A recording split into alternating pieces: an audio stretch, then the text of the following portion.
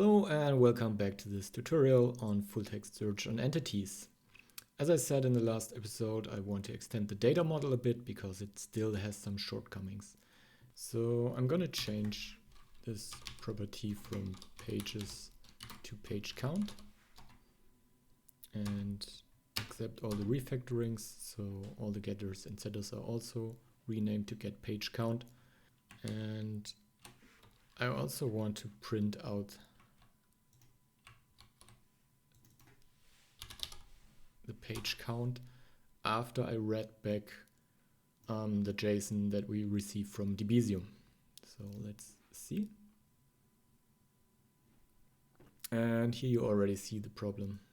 So the page count is present in the JSON that we get from Debezium, but it's not correctly mapped back into our actual book entity. So here it's always 0.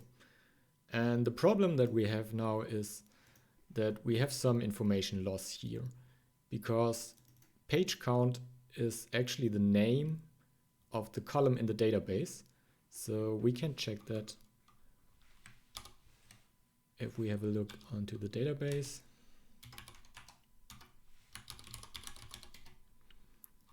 And just select stuff from the book. So the name from the entity, which is in camel case, is just transformed to lowercase in the table. And now we have a problem to map it back into our entity, because it would be possible that we have a second property where it actually matches. Well, this would both be possible in Java, but of course now the object mapper has a problem because he cannot figure out which one we actually mean. So we need a different strategy to name our table so that we can map it back into the camel case. And since we cannot apply camel case on column names in the database, and I actually also don't like that it's all just lowercase, I want it to look like that. So I want it to be snake case, basically. So when there is this underscore in between, it's called snake case. And what we're gonna need for Hibernate is a physical naming strategy. And there are different ways how we can get it. So for instance, we could just implement it ourselves. So this is just an interface, and you could Google physical naming strategy snake case, and there are multiple ways that you can just copy from the internet. But I don't want to implement it myself because there is an easier way to get it. So I'm going to go to the Quarkus guides and search here for Spring. And I'm gonna add this dependency to my project, which is the Spring data JPA compatibility, if you like. And it does not provide all the capabilities of Spring JPA, of course, but it will be sufficient for what I'm gonna want, because Spring Boot by default would apply snake case to the database.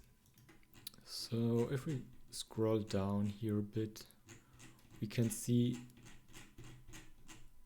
what it actually supports. This is actually what we need with a Spring physical naming strategy, and we just have to reference it from our properties file. So I'm gonna add it here, just like that. And that should already do it.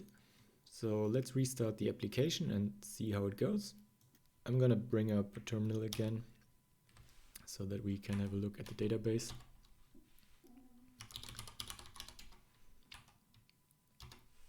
And here we see the column name is already as we want it, and it's also reflected nicely in the JSON, but the mapping back to the entity still does not work. So we have to fix that as well. And to do so, we need to add some configuration to our app. So I will create a new class, call that object mapper config.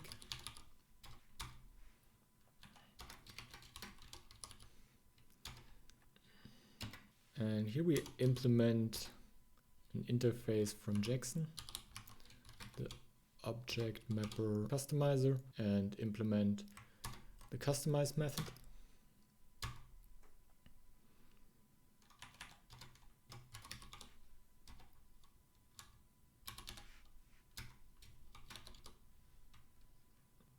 And here we're gonna use the property naming strategy called snake case and start the app again.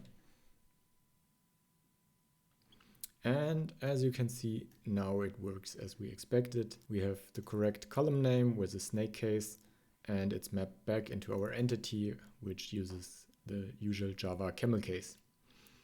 So this is already pretty nice, but there's another shortcoming that I don't like, and that has to do with the data we write into Elasticsearch. At the moment, we only write data for the booking into the booking index, but that means we are also limited to the properties that are inside of the booking entity, like the name and the page count. So I also want that the user can search for other things that are related to the book, like the author name. So we actually need a way to join our book back again with its parent entity or with the author. Just as a reminder, the author has a one-to-many relationship to books, but the books themselves, they don't have any relation to the author.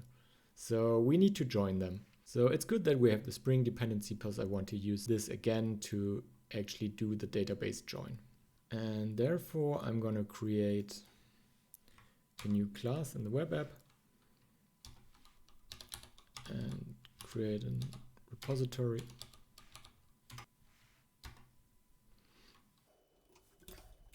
Like that.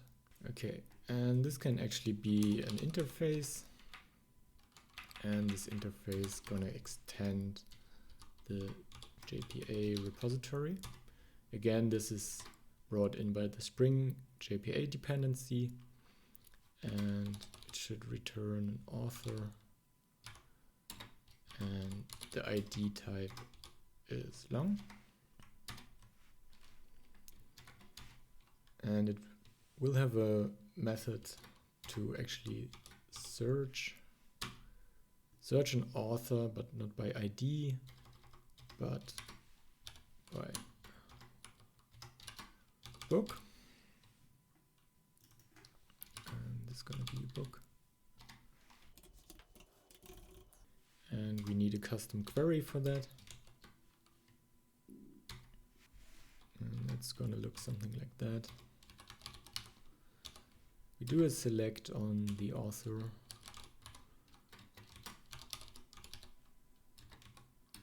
And we have to join it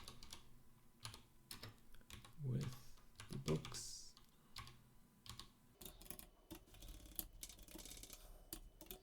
Equals the first parameter that we put in. And we cannot directly call the repository from our message listener, because then we would not have a transaction. So I'm also going to create a service class. Doesn't really matter where you create it. I'm just going to add it here.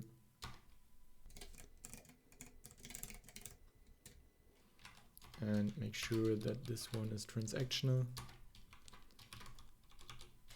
And it should be managed by Quarkus.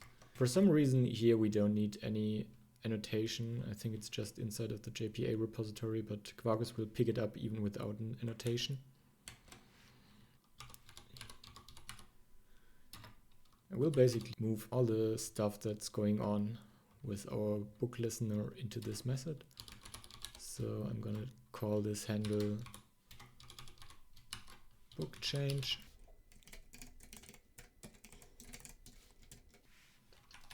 And here I'm going to use the actual repository that I just created.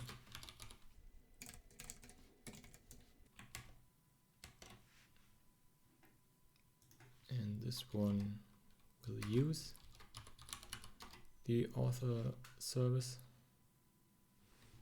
Actually, it's not an author service, it's actually a book service, but whatever.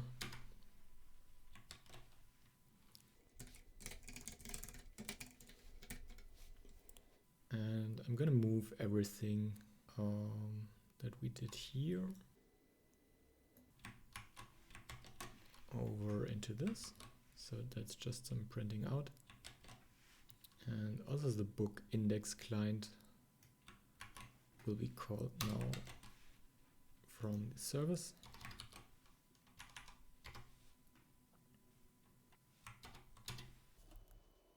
And here I'm actually gonna use the author repository to find the author by the book.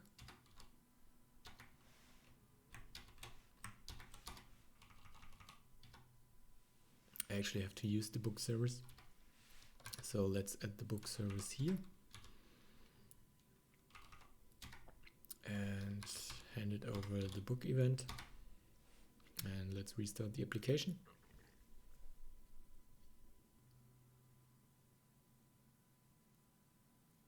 And here we already see it. The query was successful. And for our given book, which is The Dark Tower, we get the author Stephen King. So now we basically have all the data in our hand and can do whatever we want. So I'm going to extend the book index so that it contains everything that is related to the book, which obviously also includes the author. So therefore I'm actually have to change the index, and that means I have to recreate it. So I'm going to load Kibana and use the DevTools. And first thing, I want to get rid of the existing book index. So make sure that you don't have any data in that you actually need, because otherwise they would be lost. And then I'm gonna change the code here, which actually creates the index. And I want to have an additional field in it. I'm actually gonna extend the mapping. So I'm gonna copy over this part. And this will be the author. And I want this to be named title.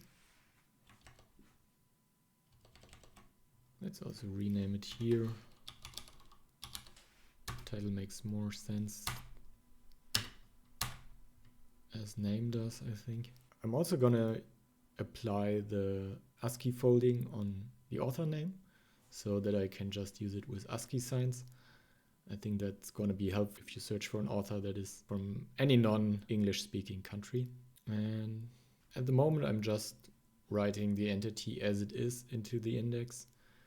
And I think now it's time to add an actual view object.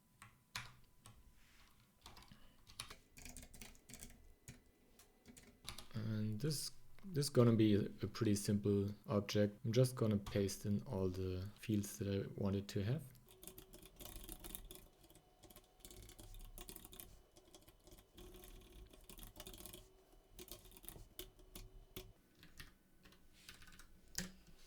And now I'm going to use it in the book service.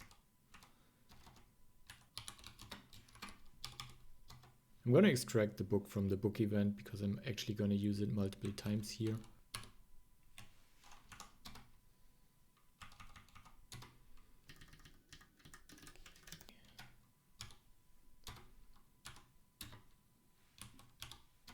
The author might not be present depending on when we get the update. So I'm gonna extract its name.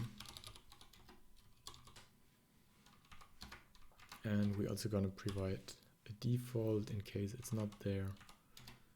Just gonna use an empty string.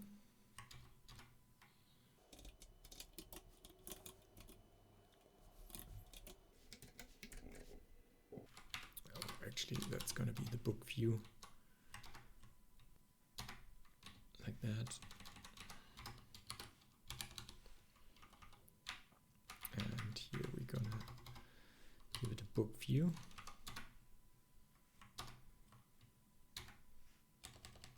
So this will write whatever object we give it into a JSON and then write it into Elastic. And we also need the ID. I'm just gonna add it here.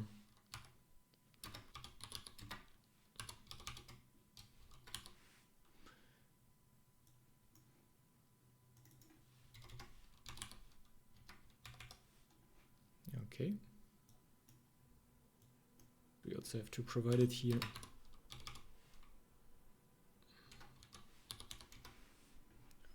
Right.